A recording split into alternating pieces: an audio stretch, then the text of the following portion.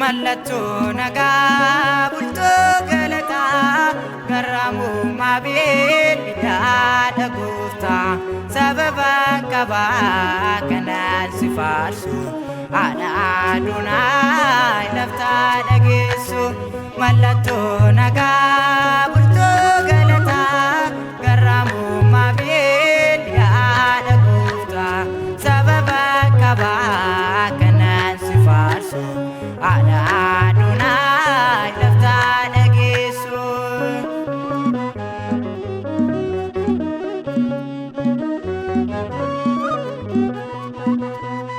Salaati Musee shittoo jannataa gonfoo Solomoon uumama caalta galma milkiyaa yaa qulqulleetti ati Waaqayyoo haadha nagaati. Galma milkiyaa yaa qulqulleetti ati Waaqayyoo haadha nagaati. Mallattoo nagaa bultoo galataa garraamummaa beellidaadha gooftaa sababaan qabaa kanaan si faarsu haadha Adoonaayi laftaa dhageessu.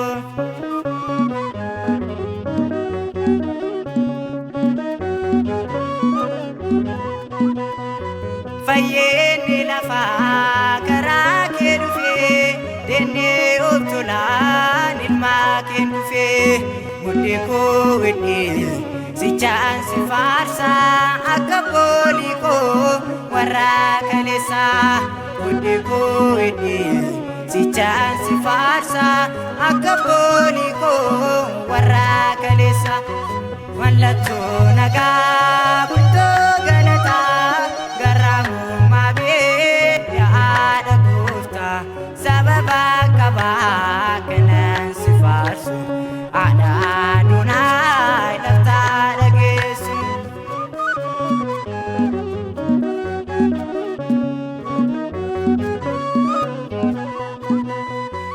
Alaabaa keenya biyya lafaatti akka aduudhaa addunyaa fatee kennaa ijoollee addaa kan fannoo jaalaa gifti Maariyaam yaadha jaalalaa. Kennaa ijoollee addaa kan fannoo jaalaa